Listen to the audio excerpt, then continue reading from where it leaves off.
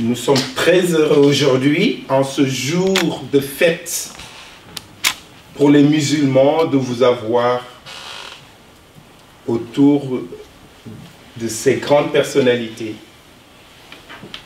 Je disais quelque part que c'est un débat inédit, en tout cas ici en Suisse, notamment à Genève, de pouvoir se faire se rencontrer 4 nationalités ici autour des livres. En tout cas, pour le Club Suisse de la Presse, c'est une première, c'est la première fois de son histoire qu'on ait 4 écrivains africains que vous connaissez. Je vais commencer par, effectivement, Théo Ananiso, Togo. Ensuite, professeur Ambroise Com, qui est là à mes côtés, Cameroun. Boubacar Boris Diop, Sénégal. Et Soudan, Abdelaziz Baraka Sakine. Donc, je disais tantôt que nous sommes très heureux de vous accueillir, très nombreux aussi, parce que il y a 2 choses qui se passent à Genève aujourd'hui. C'est la fête des musulmans, mais en même temps, il y a un match qui aura lieu à 20 h. Et nous qui habitons la Suisse, habitons Genève, nous savons pertinemment que personne ne peut concurrencer les Portugais, qui sont la 2e population à Genève. Oui ou non? Voilà.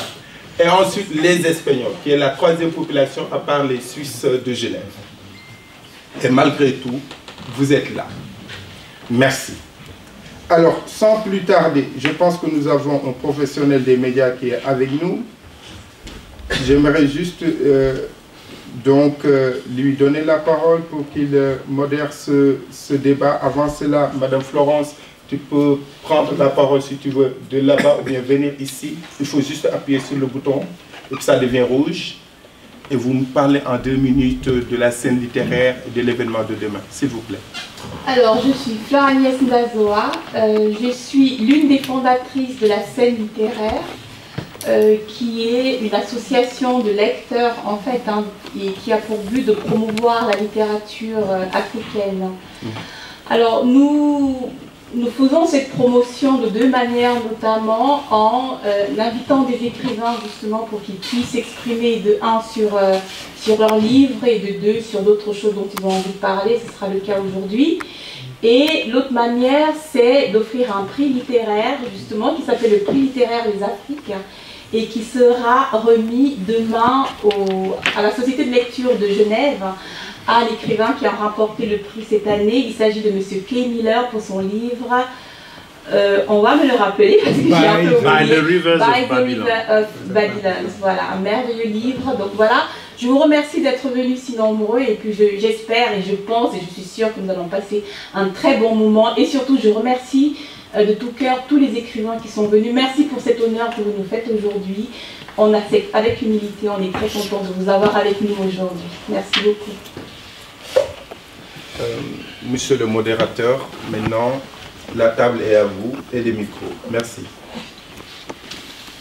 Bonsoir. Les écrivains vous ont été présentés. Les écrivains vous ont été présentés par le thème dont nous allons débattre avec vous. Ils vont s'exprimer pendant quelques minutes et ensuite nous allons échanger avec vous. J'espère que vous aurez de nombreuses questions à leur poser. Alors, la thématique ce soir, c'est l'écrivain africain et son lectorat. On pourrait aussi dire l'écrivain africain et son public. Je vais d'abord me tourner peut-être vers Boris qui est à mes côtés. Pour une raison évidente, Boris, c'est que tu écris en français, mais tu écris également en Wolof. Et ma première question c'est, est-ce que c'est la même démarche lorsqu'on écrit en français ou en Wolof? Et au moment où tu écris tes livres, est-ce que le lectorat, est-ce que le public est déjà présent? Est-ce que tu penses au destinataire? Ou alors, dans cette activité solitaire qu'est la création littéraire, tu ne te préoccupes absolument pas de celui à qui tu t'adresses? Ok, merci.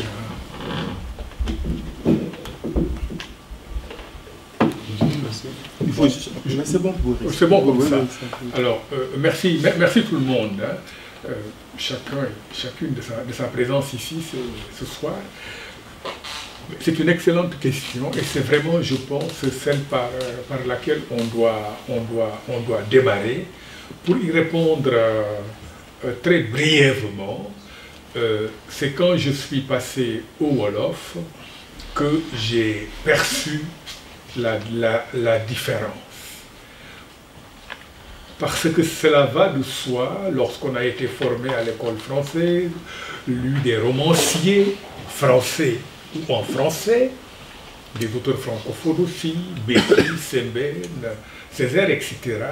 Bon, ben on écrit en français, c'est normal. Et d'ailleurs, quelque part, inconsciemment, on se dit, il n'y a pas d'autre moyen de m'adresser au monde. Et puis les circonstances font que on se met à écrire dans sa propre langue et on s'aperçoit d'abord qu'on le fait à partir d'un pays qui s'appelle le Sénégal, un des pays fondateurs de la francophonie, où la langue officielle est le français, mais en fait on se rend compte qu'on le fait à partir d'un pays où personne ne parle français au quotidien, c'est-à-dire à partir d'un pays, bon ben voilà, où les gens s'expriment dans leur langue, que ce soit le Sérère, le Douala, le Wolof, en général le Wolof. Et la première observation, c'est qu'il y a un hiatus, un fossé entre les mots que l'on écrit et les mots que l'on entend. Parce que le Sénégal a beau être francophone, personne n'y parle français.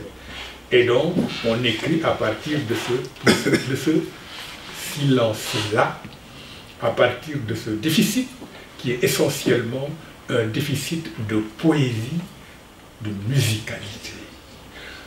Ensuite, vous vous rendez compte que lorsque vous écrivez en français, bon, ben, les mots, vous allez les trouver dans le dictionnaire. Hein. Il faut respecter les accords. Et puis, il y a des contraintes de l'expression en français qui ne sont pas forcément valables lorsque vous vous exprimez en Wolof. Et ici, le danger serait d'écrire un roman français avec des mots Wolof. Mon cher Christian, il faut larguer les amarres. Larguer les amarres, ça veut dire qu'en français, on n'aime pas les répétitions. La langue doit être plus ou moins sèche, un peu amaigrie. Alors qu'en Wolof, les personnes qui sont ici et qui connaissent la langue Wolof savent qu'elle est particulièrement redondante. On vous dira, Diou de mon oreille, bon dé. Je l'ai tué jusqu'à ce qu'il meure. C'est ça. On vous dira, je l'ai salué avec mes 10 mains. On vous dira, Khalis Bouloudir, c'est-à-dire une quantité inépuisable d'argent. Ce sont quelques exemples. Et là, il faut l'assumer. Et moi, je l'assume quand j'écris en Wolof. Je n'aurais jamais pu. Et puis, voilà, pour terminer avec ta question, quand même, lorsque on écrit dans une langue que l'on entend tous les jours, non seulement il y a évidemment l'avantage d'être du premier coup dans la poésie, mais aussi c'est comme s'il y a quelqu'un qui lit par-dessus notre épaule. Quelqu'un qui lit par-dessus notre épaule, et la personne qui lit par-dessus mon épaule quand j'écris en Wolof, elle fait partie des miens. Et en général, ce sont des femmes. Le Wolof est une langue que les femmes ont, en quelque sorte, ont domptée dans notre société, ce sont les femmes qui parlent le mieux, en tout cas. Et c'est vrai pour les autres langues, je pense, du Sénégal et peut-être d'Afrique, mais parce qu'elles n'ont pas été à l'école, elles ont été moins à l'école. Et moi, quand j'écris en Wolof, les voix que j'entends, c'est la voix de ma mère, il y a bien connu, c'est la voix de mes cousines, de mes tantes, de mes sœurs, etc. Toutes ces personnes qui n'ont pas, eh bien, leurs voix sont charriées par le texte. Alors j'avais une question en forme d'appendice en fait à Boris.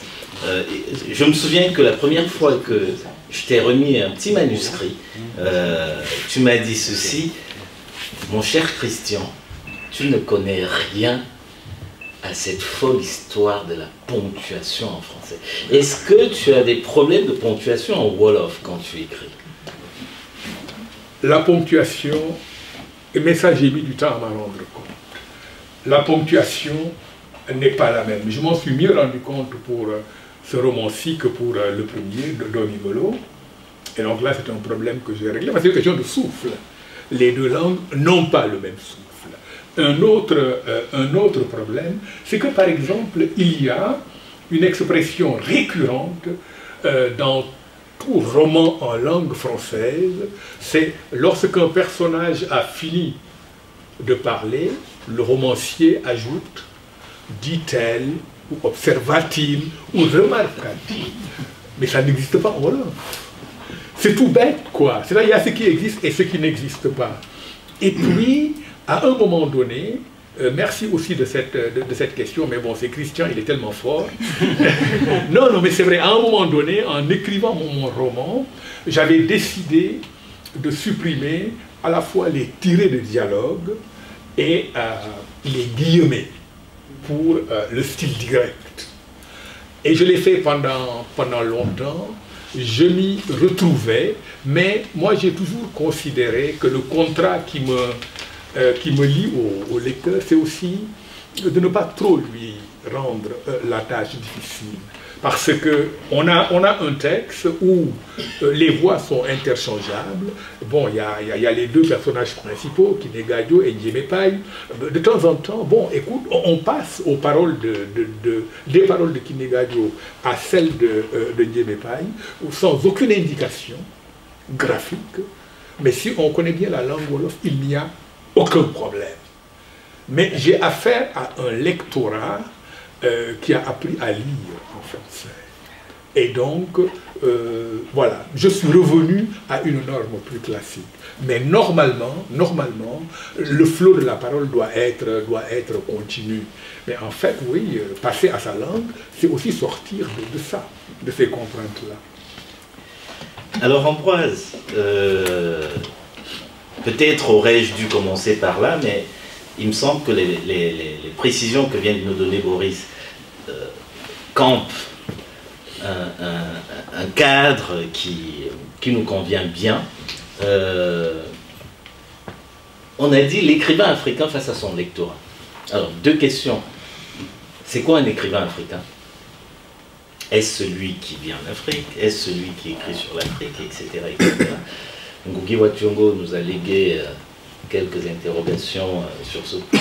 Et deuxième question, maintenant que tu vis au Cameroun de manière permanente et quasi définitive, le lectorat, puisque tu es très très proche de la librairie des peuples noirs, est-ce que tu pourrais nous donner une idée de ce qu'est le lectorat dans une ville comme Yaoundé, la capitale du Cameroun? Ce lectorat, est-ce qu'il existe et de qui est-il constitué? Merci pour ces deux questions. Mais j'aimerais commencer peut-être par la dernière. Mais avant de commencer, je voudrais véritablement remercier les organisateurs de cette rencontre parce que c'est la première fois que je me trouve autour d'une table avec Boubacar Boris Diop ici à droite et qui écrit en français et en Wolof, qui est un phénomène tout à fait nouveau en Afrique. Et c'est un phénomène extrêmement important parce que pendant longtemps, nous autres en Afrique, on a cru qu'on ne pouvait écrire que dans les langues du colonisateur, dans les langues de l'autre, dans les langues importées. Et Boris est l'un des premiers à véritablement faire mentir cette pratique. Et nous devons lui en être reconnaissants. Je tenais à souligner cela. Et c'est très bien qu'il soit ici ce soir avec nous. Pour ce qui est du lectorat africain, je dirais qu'il y a deux types de lectorat en Afrique. Enfin, deux types de lectorat pour la littérature écrite par les Africains. Vous voyez que je ne parle pas de littérature africaine. Je fais très attention là, je vous dirai pourquoi tout à l'heure. Il y a deux types de lectorat. Il y a un lectorat réel et il y a un lectorat virtuel. Le lectorat réel n'est pas nécessairement le lectorat auquel pense le lecteur africain lorsqu'il écrit. Parce que, enfin, l'écrivain africain lorsqu'il écrit. Parce que lorsque l'écrivain africain écrit, il a un lectorat cible, qui est probablement ce qu'on peut appeler son peuple. Mais son peuple, ce peuple-là, n'est en fait qu'un lectorat virtuel. Je reviens d'abord au lectorat réel. Le lectorat réel, pourquoi? Parce que c'est celui qui a accès au livre que produit l'écrivain africain. Parce que le livre africain est produit dans les langues européennes, il est produit en français, en anglais, en espagnol, ou je ne sais pas en quelle autre langue européenne, et le plus souvent, parce qu'il est produit, écrit dans ces langues-là, il est publié dans ces pays-là. Et quand il est publié dans ces pays-là, la distribution en Afrique devient une distribution virtuelle. Mais ce sont les habitants des pays de ces langues-là qui deviennent en quelque sorte les lecteurs réels, mais qui ne sont pas nécessairement les lecteurs cibles, les lecteurs potentiels que l'écrivain africain, à qui le lecteur africain s'adresse. Donc il y a ces deux lectorats. Maintenant, le lecteur virtuel, et c'est le lecteur avec lequel, moi, en tant que critique, je traite en Afrique, le lecteur virtuel, c'est celui qui est en Afrique, qui doit importer le livre écrit en français de France, puisqu'il n'y a pas, dans la plupart des pays africains francophones, et même anglophones, Afrique du Sud excepté, je crois, il n'y a pas une industrie du livre en tant que telle, c'est-à-dire des maisons d'édition, c'est-à-dire un circuit de distribution. Je veux parler des librairies, je veux parler de tout ce qui permet au livre d'être connu. Cela n'existe pas dans la plupart des pays d'Afrique francophone.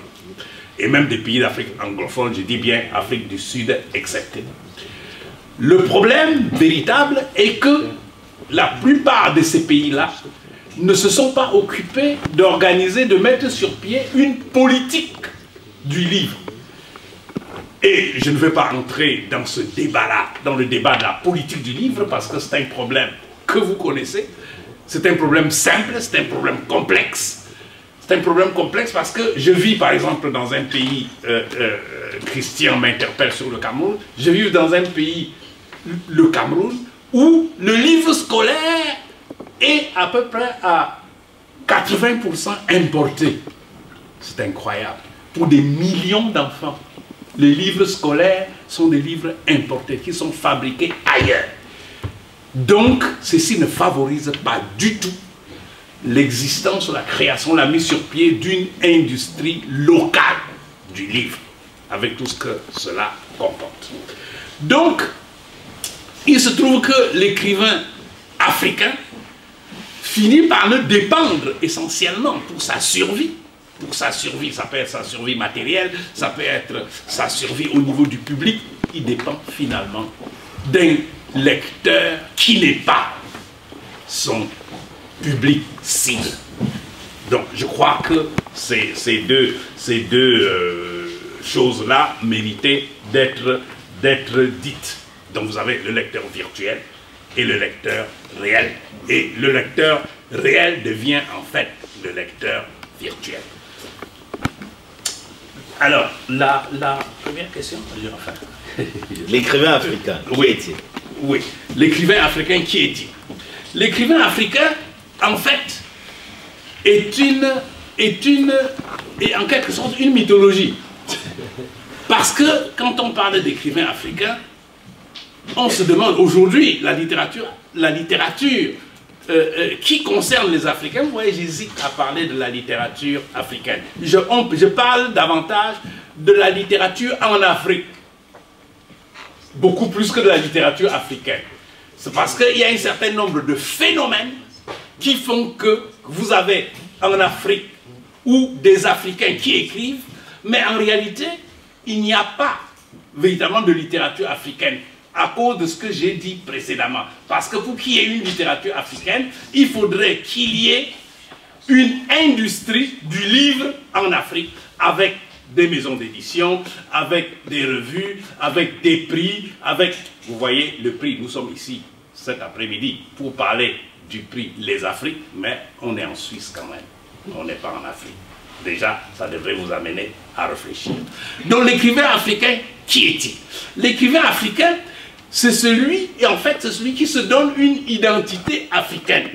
Mais ce n'est pas sûr que l'identité africaine que cet écrivain-là affirme soit nécessairement celle que le lecteur perçoit de lui. Parce que vous avez des écrivains africains qui vivent, par exemple, en Occident, qui sont de la diaspora, qui produisent des œuvres dans lesquelles le public africain ne se reconnaît pas nécessairement. Mais pourtant, ils se trouvent être des écrivains africains, parce qu'ils sont originaires d'Afrique. Nombre d'écrivains africains qui sont en Afrique, qui vivent en Afrique, le plus souvent, ils produisent des ouvrages en Occident, mais ces ouvrages-là ont du mal à être distribués en Afrique. Et le plus souvent, ils ne sont même pas reconnus comme écrivains africains parce qu'on ne les connaît pas. Donc voilà, nous sommes véritablement dans une situation extrêmement préoccupante. Parce que la condition de l'écrivain africain, où qu'il soit, est essentiellement précaire. Précaire parce que quand il est ici et il publie, il s'adresse à un public qui n'est pas nécessairement son public cible, qui est un public réel, mais en fait, le véritable public auquel il s'adresse est devenu un public virtuel. Donc voilà les problèmes auxquels nous devons faire face, qui ne sont pas des problèmes simples. Merci Ambroise, on va revenir au romancier. Je vais m'adresser en français à Abdelaziz et il sera traduit tout à l'heure, ainsi que sa réponse, je suppose. Vous êtes soudanais, vous écrivez en arabe, vous êtes traduit en français ou en anglais. Est-ce que vous diriez que pour vous, c'est une démarche particulière d'écrire en arabe quand on sait le rapport que les Noirs soudanais ont avec la culture arabe? Et deuxième question, est-ce que vous vous sentez écrivain africain parce que vous êtes originaire du Soudan ou parce que vous écrivez sur notamment l'histoire de votre pays? Aucun. Okay. Merci beaucoup. Tout d'abord, je dois dire que je ne suis pas un interprète professionnel et puis je regrette ça, franchement. Puis désolé, franchement, je ne peux pas être à l'auteur de votre présentation, monsieur. J'ai appris beaucoup de choses simples mais incroyables. Je ne savais pas avant, parce que je suis pas un homme de littérature aussi.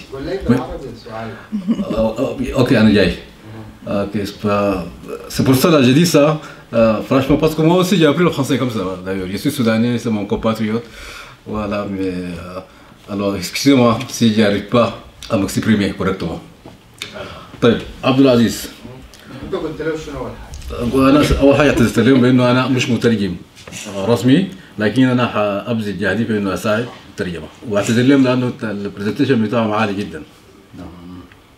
طيب السؤال، انك انت سوداني بتكتب باللغه العربيه وعملك بترجم للغه الفرنسيه او اللغه الانجليزيه، هل بتفتكر انه دي بالنسبه لك يعني حاجه فريده خاصه بالنسبه لك انت ككاتب افريقي؟ هل الشعب السوداني معتاد على اللغه العربيه اللي انت بتكتب بها؟ وهل انت بتحس بانك انت يعني كاتب افريقي لانك سوداني ولا لانك بتكتب باللغه العربيه؟ اوكي، ده يعني سؤال معقد جدا يضعنا في حاله انا بسميها حاله نجوجي وسينغو. C'est une question très complexe. C'est une question très complexe qui m'a. Alors, elle me rappelle d'un écrivain kenyan, il s'appelle Mogongo Songia. الحاكم مقدمة لكلامي نقول وسينغو وتابان لوليان كاتب سوداني، ربما هم ما يكونوا عارفينه لكن كاتب معروف جدا. في كينيا حاولوا يعني يحولوا كينيا هم حولوا كينيا من اللغة الإنجليزية للغة السواحلية. Ok, voilà, cette question il me rappelle la situation au Kenya, aussi au Soudan, un certain Taban Lo Diang, un écrivain sud-soudanais. Alors, en Kenya, ils ont changé la langue de l'anglais en swahili, non? ولغة واسينغو قال هو سوف يكتب باللغة المحلية، لغة طوكيو، لغة القبيلة بتاعته. Kokio. Monsieur Lobongo Songio a décidé d'écrire dans sa langue maternelle, la langue africaine Kokio. Kikuyu, qui est une des langues kenyanes. Ngugi wa Thiong'o. Ok.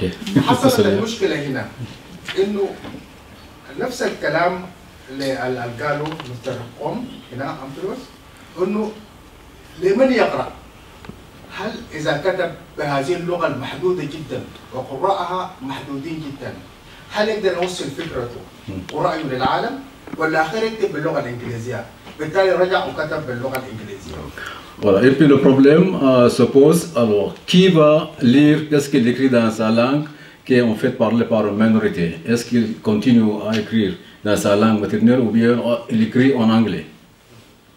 بالنسبة للسودان المسألة تختلف تماما في أي دولة من الدول الأفريقية. Pour le Soudan, la situation est très différente de notre pays africain. عندما أكتب أنا باللغة العربية هي اللغة التي يعرفها تقريبا كل السودانيين، وحتى الذين لا ينطقون ليست اللغة العربية لغتهم الأم. Quand j'ai écrit en arabe au Soudan, tout le monde peut comprendre cette langue, même les gens qui ont la langue maternelle en autre que l'arabe.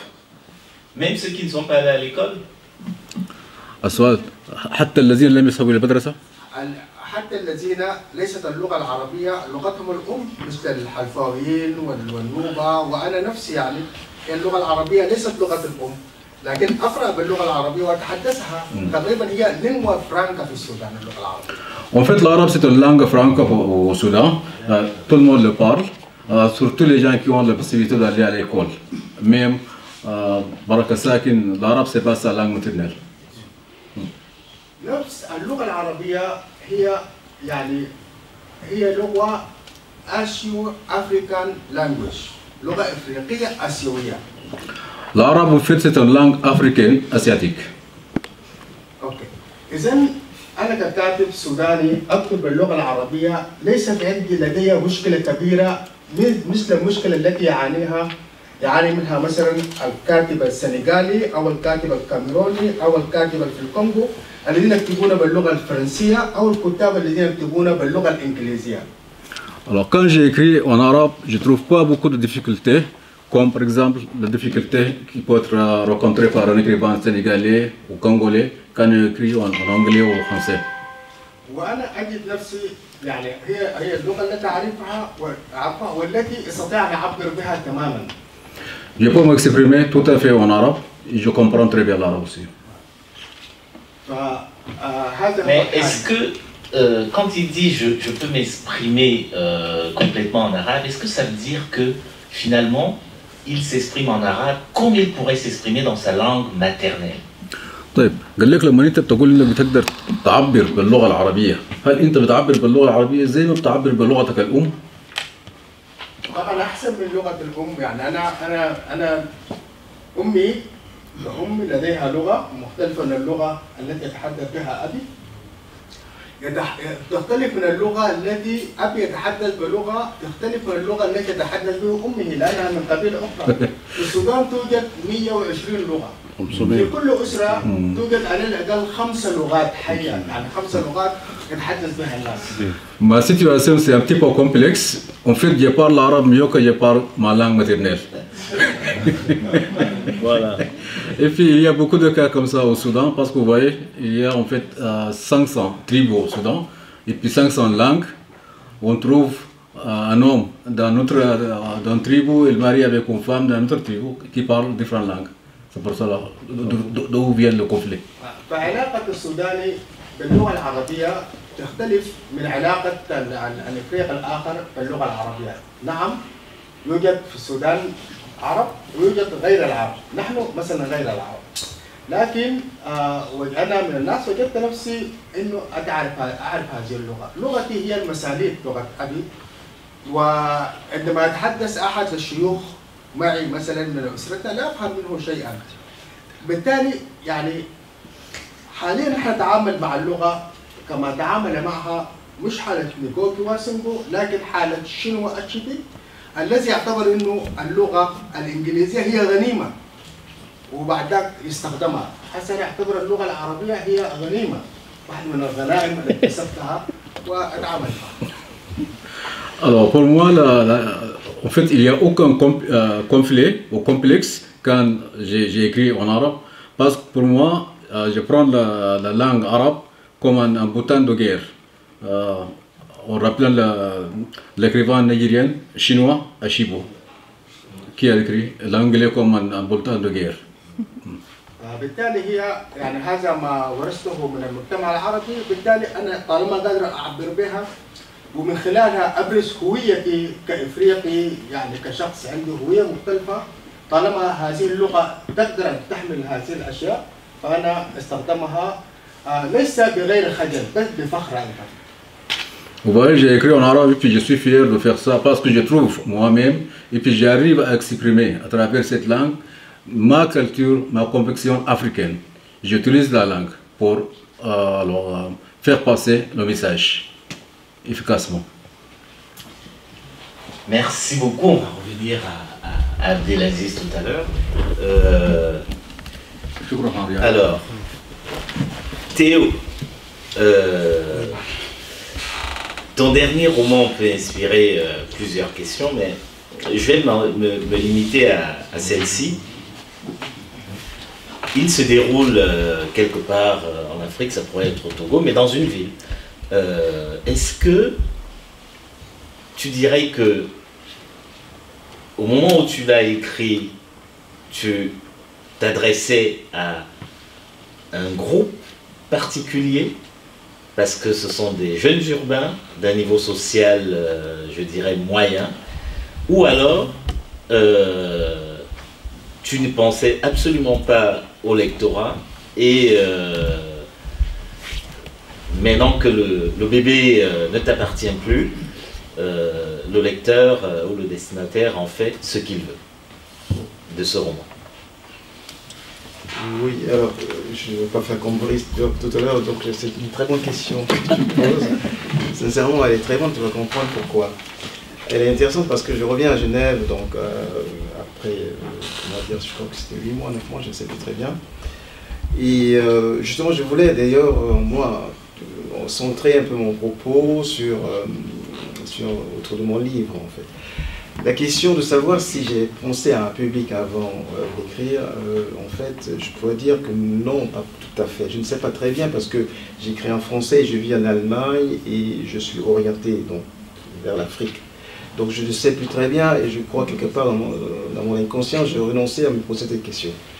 Mais il s'est trouvé qu'avec Delicatessen, j'ai fait une expérience qui est complètement inédite. C'est qu'en fait, je me suis rendu compte que, c'est une chose qu'on sait, en fait, un roman, contrairement à un ouvrage, un essai, de l'histoire, etc., un roman est gratuit. C'est-à-dire qu'il n'existe pas, il aurait pu ne pas exister, et il devient nécessaire. Enfin, moi je le trouve nécessaire, mais a priori, il est gratuit. Et donc, il n'y a pas de lecteur pour ce qui est gratuit, ce qui n'existe pas nulle part. Il y a des gens qui peuvent chercher à savoir l'histoire de la Suisse, du Togo, du Cameroun, de l'UPC. Il y a là un besoin. Ça existe déjà. Et quel type de livre exactement, on ne sait pas, mais il y a quand même ce besoin-là. Mais le roman, il est gratuit. Et il s'est trouvé qu'avec Delicatessen, en fait, pour des raisons un peu longues qu'on ne va pas expliquer ici, à un moment donné, ça a été boycotté, en fait, au tout début. Quand c'est sorti en octobre, eh bien, je comprends parfaitement qu'il y avait du désir de boycotter. Mais, à un moment donné, au bout de 1 mois, 2 mois, 3 mois, eh bien, on a créé un lectorat pour ce livre. Un lectorat a été créé, c'est-à-dire que cette chose qui était gratuite, qui n'était pas prévisible, qui ne correspondait à rien, à aucun besoin, s'est retrouvée, donc, prise en main, et je me suis retrouvé devant un lectorat de gens qui l'ont porté, et qui l'ont aimé, parce qu'ils me lisaient, etc. Et ça, c'est pour moi une expérience bizarre, étonnante, en fait. Et alors pourquoi la question est donc intéressante, c'est parce que là, je suis à Genève, c'est ici qu'on a, comme dirait d'ailleurs, j'attendais son arrivée de Collinette Florence, qui est l'une des personnes qui était là, donc en novembre donc l'année dernière. Ce sont les premières personnes qui ont, comme elle l'a dit d'elle-même une fois, allumé le feu. Et c'est réellement un feu qui a été allumé. Et donc, je me suis retrouvé devant quelque chose, un lectorat auquel je n'avais jamais pensé, pourtant ça fait 32 ans que je suis en Europe. Eh bien, il y a des Africains en Europe. Il y a beaucoup, il y a toute une diaspora. Je ne les voyais pas apparemment comme lecteurs, mais ils existent. Et en réalité, sans doute, si je me compare à d'autres auteurs, mais que je compare moi-même à mon propre passé d'écrivain, en réalité, eh bien, j'ai eu soudain un fort lectorat de gens qui peuvent acheter des livres, contrairement à ceux d'Afrique dont parlait Ambroise tout à l'heure, et qui l'ont acheté, qui ont manifesté leur plaisir de le lire. Et il n'y a pas que ces lecteurs africains, il y a ceux qui sont aussi alliés à ces gens, qui sont plus ou moins des Européens, des Français, en fait, tout cela. Donc ça manque, il y a une création de lectorat. Vous voyez cela. Et donc, alors, la question, oui, moi je pense que j'ai expérimenté ça. Je ne sais pas si je réponds exactement à la question, mais je ne pensais pas à... Je pensais écrire un roman, puis voilà, on va publier, et puis le circuit habituel, un peu plus ou moins, ici un peu RFI, un peu Jeune Afrique, un peu ci, un peu ça. Et bien non, il ne s'est rien passé de cet ordre, mais il y a tout simplement que la scène littéraire, je suis désolé de le dire, c'est quand même la vérité, autant le dire. La scène littéraire, donc à travers Agnès Dazoa, eh bien, a décidé de porter ce roman, qui était dans un blackout, je le répète, et il s'est trouvé qu'elle avait des connaissances, des amis, etc., qui lui font suffisamment confiance pour croire et adhérer à ce qu'elle proposait, et ça a été porté. Et du coup, ça a aussi réjailli sur la suite, et donc je peux dire que mon éditeur, je l'ai vu la dernière fois, il était très content. Voilà. Bravo à la scène littéraire et à l'activisme de ses membres, et aux réseaux sociaux, hein, du reste, qui ont vraiment porté ce roman et continue de le porter. Je vais revenir à Boris. Et alors, Théo parlait de gratuité. Je sais, Boris, pour te lire attentivement, que tes romans, et les autres textes aussi, mais surtout tes romans, ne sont absolument pas gratuits. Et il y en a un auquel je pense, là par exemple, c'est Kavina. Pour ceux qui ne l'ont pas lu, c'est un roman qui se passe dans un pays d'Afrique et qui met en scène un dictateur. Lorsque tu écris un roman de ce type, dans lequel certains peuvent puiser du savoir, et peut-être davantage encore que du savoir, est-ce que c'est une démarche dans laquelle tu as la préoccupation du lectorat, et notamment parfois du jeune lectorat qui ne connaît pas l'histoire et qui, à travers la fiction, peut mieux la maîtriser et s'en emparer d'une manière parfois ludique. Oui. Rappelez ici le jeu de mots de Sassine, hein, William Sassine, l'auteur guinéen. En Afrique, être écrivain, c'est écrire en vain. Et puis, oui, c'est ça, c'est un mot célèbre. Et qu'on peut trouver juste, je crois. Il y a aussi Sembène, qui termine son premier roman, Le Docker Noir, et qui fait la dédicace suivante. Je dédie ce roman à ma mère.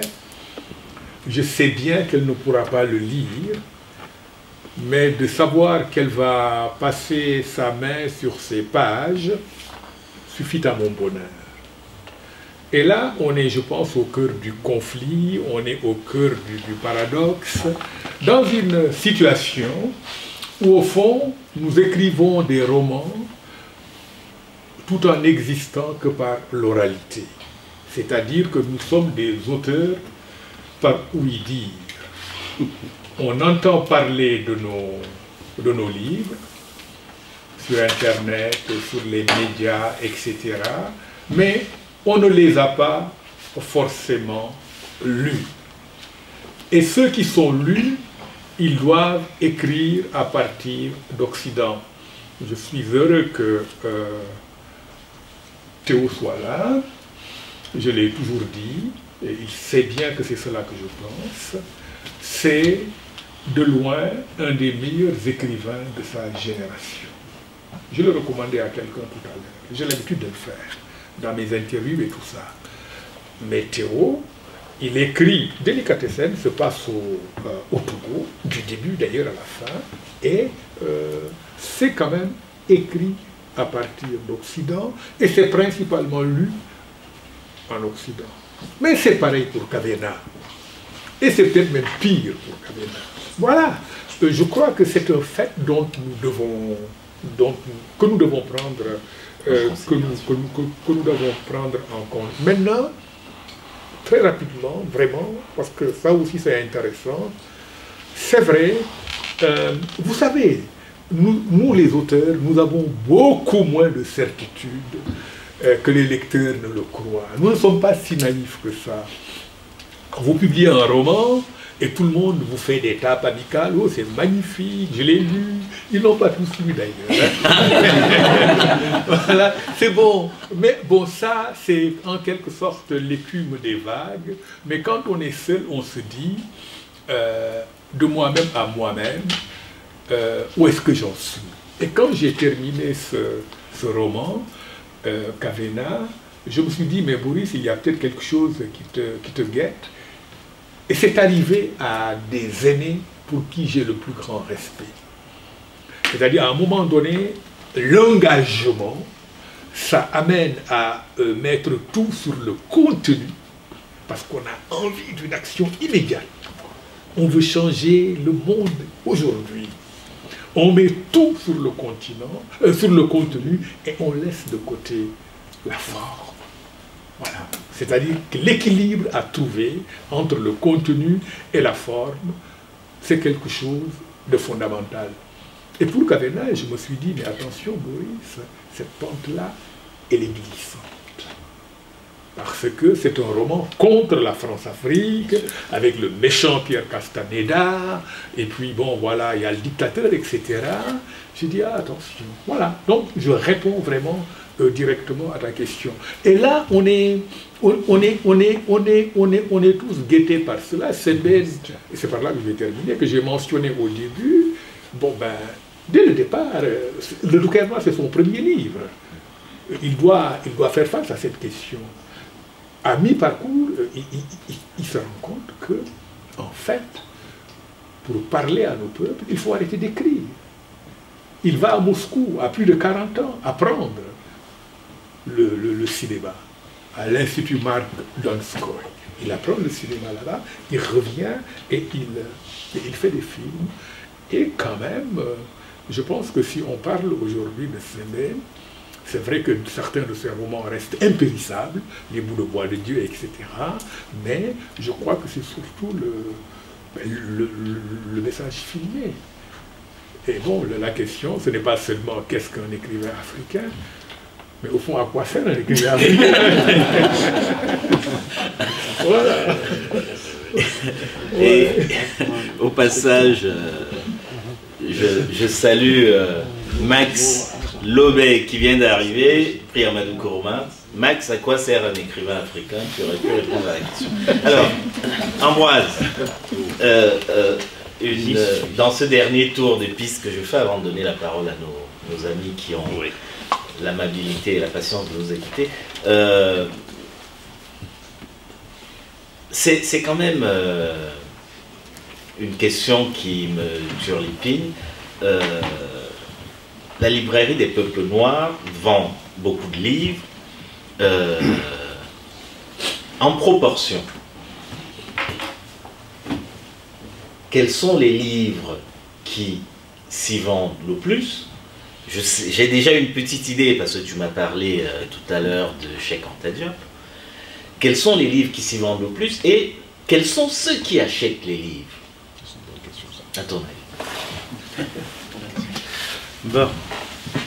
Avant de répondre à cette question, je voudrais, j'espère tout à l'heure, il y aura un échange autour de cette table entre nous, hein, parce que Théo a soulevé un problème là, tout à l'heure, on ne peut pas laisser ça passer comme ça, quand il parle d'un roman gratuit. Je suis, comme tu sais Théo, je suis un disciple de Mongo Betty qui a passé sa vie à condamner tout ce qui est gratuit, et tout ce qui est écriture gratuite.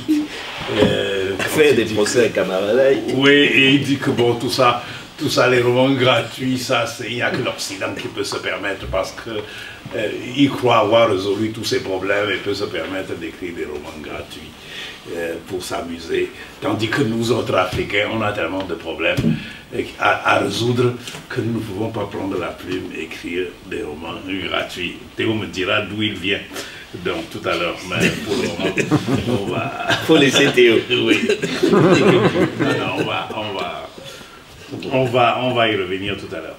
Bon, librairie des peuples noirs, c'est une curiosité. Je m'excuse hein, que Christian revienne sur cette affaire de librairie des peuples noirs. Mais il faut que le public sache ce que c'est que la librairie des peuples noirs. La librairie des peuples noirs est l'unique librairie générale dans Yaoundé, qui est la capitale du Cameroun, une ville de 2 millions d'habitants. On a une seule librairie générale. Toutes les autres librairies que vous trouverez, ce ne sont pas des librairies, c'est des vendeurs de livres. C'est des vendeurs de livres et ils n'ouvrent en général qu'en août et ferment en octobre. Parce qu'ils ouvrent en août pour vendre le livre scolaire. Et quand les enfants sont retournés à l'école, ils ferment, ils vont faire autre chose. Ils vont cultiver les choux et en attendant la rentrée d'après pour faire la spéculation. Donc voilà. Et quand Mongo Betty, écrivain camerounais, écrivain africain, mais professeur pendant 40 ans au lycée Corneille de Rouen, a pris sa retraite. Il est retourné au Cameroun, il a dit quand même, voici un pays où on ne lit pas. J'ai passé ma vie à écrire, personne ne me lit, personne ne lit dans ce pays. Je vais créer une librairie. Il a donc créé une librairie générale qui a du mal à vivre et à survivre parce que les gens ne savent pas à quoi ça sert. une librairie générale. Les gens lisent quand c'est utile. On ne lit pas pour se distraire. On ne lit pas parce qu'on a envie. On lit quand c'est utile. Donc il n'y a que les élèves, il n'y a que les étudiants, il n'y a que les... On lit par nécessité, on ne lit pas pour le plaisir.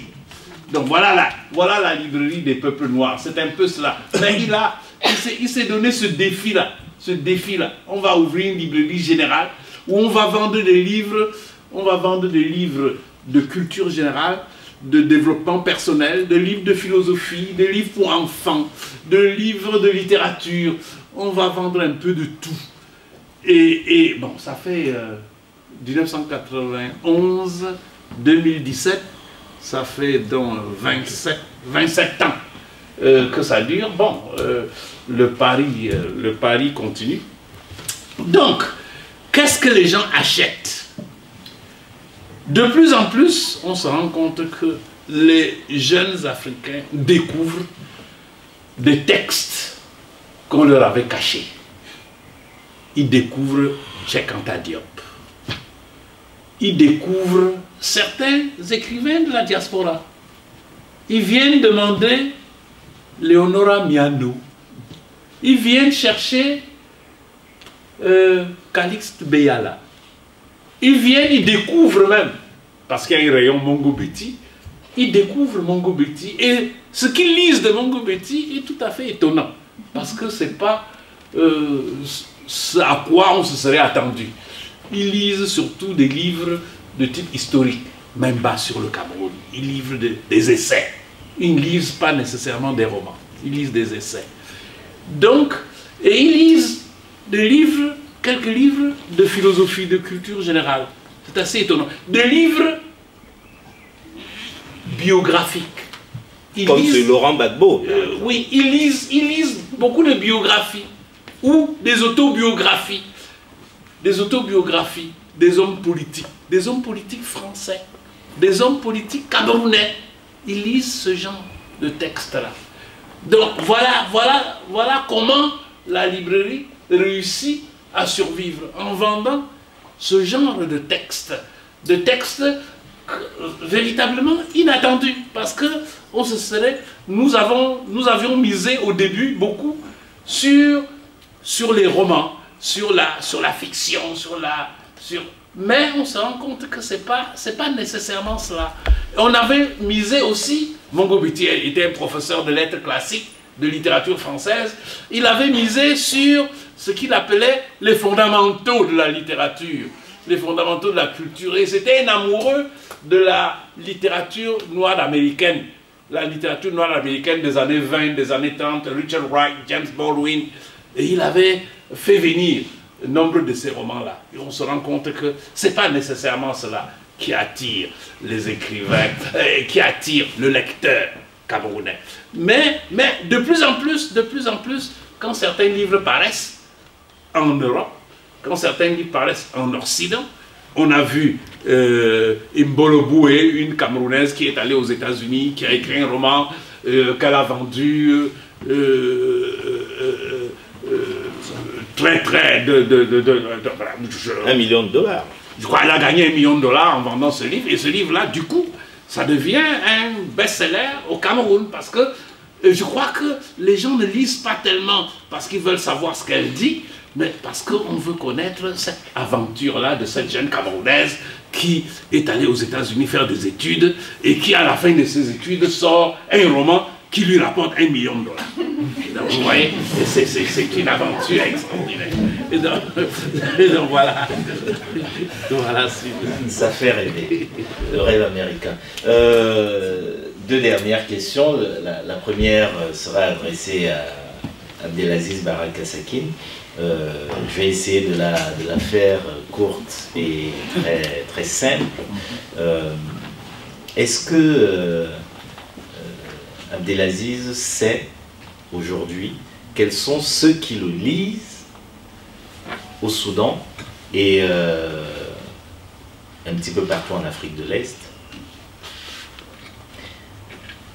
Et peut-être une toute petite pour la route, parce que ça m'intéresse moi personnellement.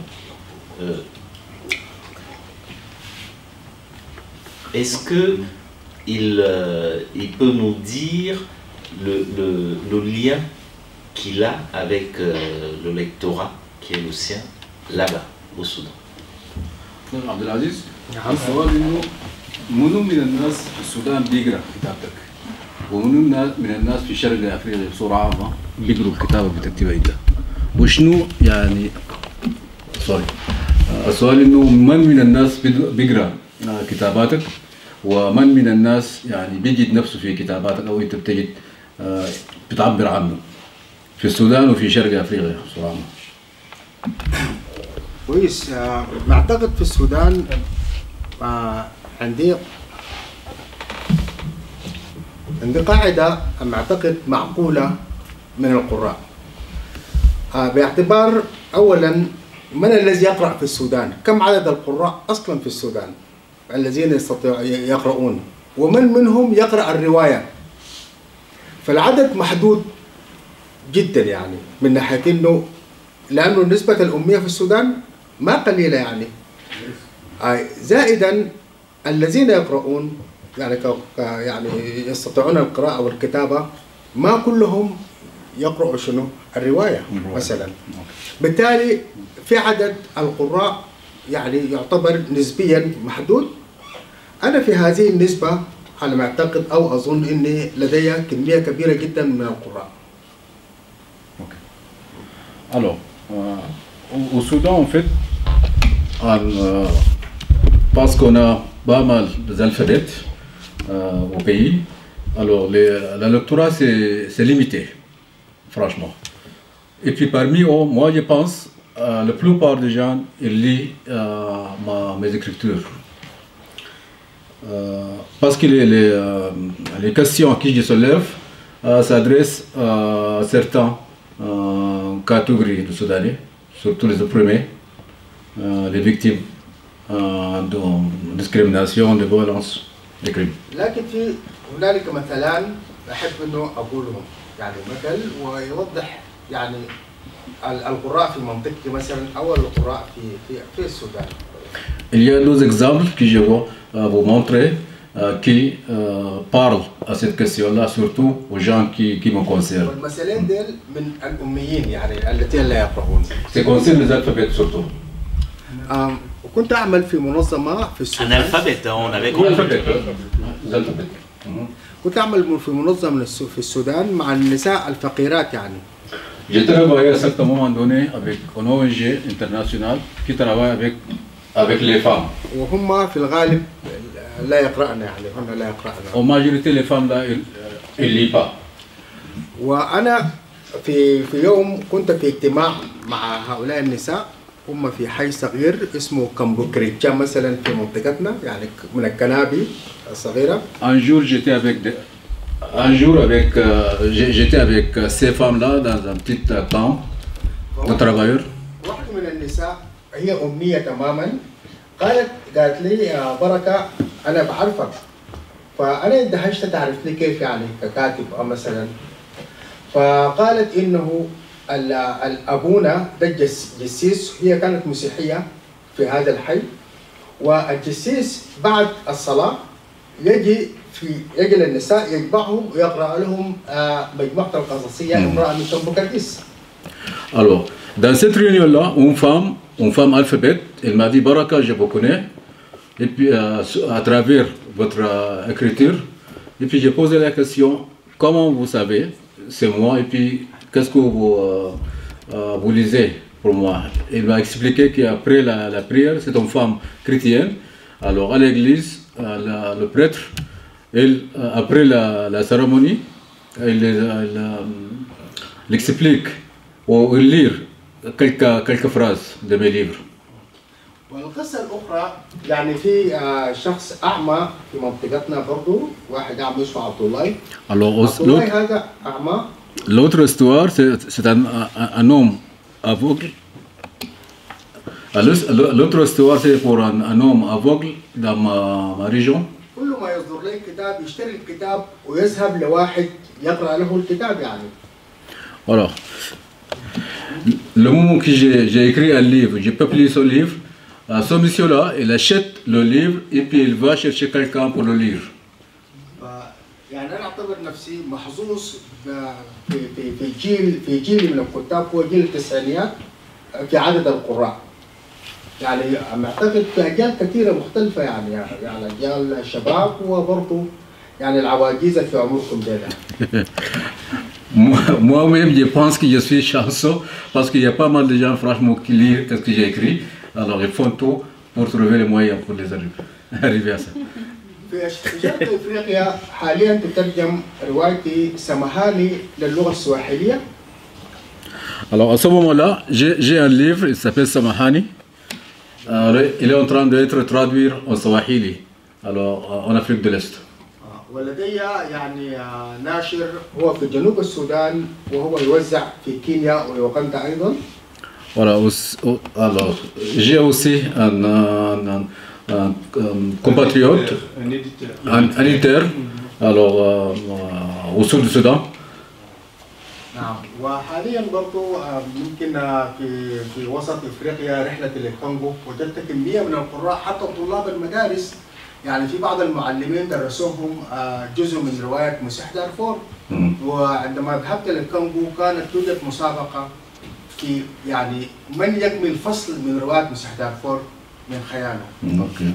Récemment, j'étais au Congo et puis je trouvais que mon livre, Le Messie de Darfour, alors est très bien connu parmi les élèves et puis les étudiants aussi. Et puis il y a aussi des compétitions sur ce livre-là. يعني بشكل بعتبر شكل مرضي وجود يعني عنده قراء في مناطق مختلفة متنوعة، وأنا راضي من هذا الشكل يعني ما مزعج.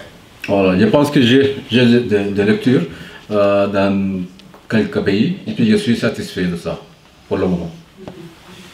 Merci beaucoup pour cet immense effort de traduction. Une petite dernière question à Théo.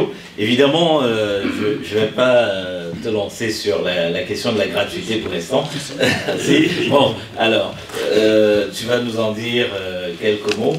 Et puis, un peu une question en guise de provocation gratuite. Est-ce que maintenant que tu vas au Togo plus régulièrement ces derniers temps, est-ce que on te reconnaît dans la rue au Togo et en tant que Théo Anamiso, écrivain? Bon, on va évoquer rapidement la question. Dans la rue, non. Bon, il arrive, quand j'interviens à la télévision au Togo, effectivement, que les gens me reconnaissent, voisins ou le quartier, ou par rapport à ma mère, on vient de dire qu'on a entendu ton fils ici ou là, etc. Mais bon, je ne suis pas vraiment reconnu. Je dois dire que je m'efforce un peu d'être discret quand même. Hein. Je préfère parce que le Togo est quand même une situation politique particulière. Rapidement, la question, en fait, c'est bizarre parce que Wascom a répondu lui-même à la question qu'il me posait. Hein. C'est-à-dire que rapidement, tout à l'heure, il a dit, quand il dit les gens lisent quand c'est utile. Ce que je voulais dire quand je parlais, en fait, peut-être que je me suis mal exprimé ou je suis allé un peu trop vite, c'est qu'en fait, quand je parlais de gratuité, je parlais le roman en tant que genre, par rapport à des essais, à des ouvrages, ce qu'on appelle en allemand le Fachbücher. Je ne sais pas trop, c'est-à-dire que les livres de faits, de choses par rapport à des sujets. Il y a des lecteurs, les manuels scolaires commandent un lectorat, imposent déjà. En fait, je pensais, le roman en tant que tel, c'est-à-dire que si c'est mon roman, si c'est pas mon roman, c'est celui de Boubacar Boris Diop ou d'un autre qu'on va lire, sur le Sénégal, ou sur l'Afrique, etc. C'est ce que je voulais dire en fait. Et donc je dis gratuitement sans doute, mais c'est pas ce que je voulais dire par rapport au fait d'écrire. Mais souvent, ça me donne l'occasion de dire une chose que je vais quand même essayer de dire, c'est que j'ai grandi avec, au Togo pendant longtemps, il n'y avait pas eu d'écrivain en tant que tel. Quand on voulait de la littérature africaine, c'est soit le Sénégal, soit le Cameroun, les deux. Et le Congo un peu plus tard. Mais pour moi, c'est les deux qui nourrissaient, le Sénégal et le Cameroun. Et j'ai grandi au collège avec, je ne sais pas si vous imaginez, car moi je suis de la côte de l'océan Atlantique, et vous lisez les romans de Mongo Betty qui se passent dans un pays Betty, dans la forêt. Dans la forêt équatoriale. Les gens qui sont sur la route et ceux qui sont à l'intérieur, c'est des talas. Enfin bon, Mais c'était familier, cela. Et je me souviens en particulier de le livre le mandat. Dans le mandat, mais il y a un texte qui accompagne le mandat, un deuxième, qui est très beau, qui est, j'oublie le titre, Veitio, je ne sais pas si je Blanche Genèse. Blanche Genèse.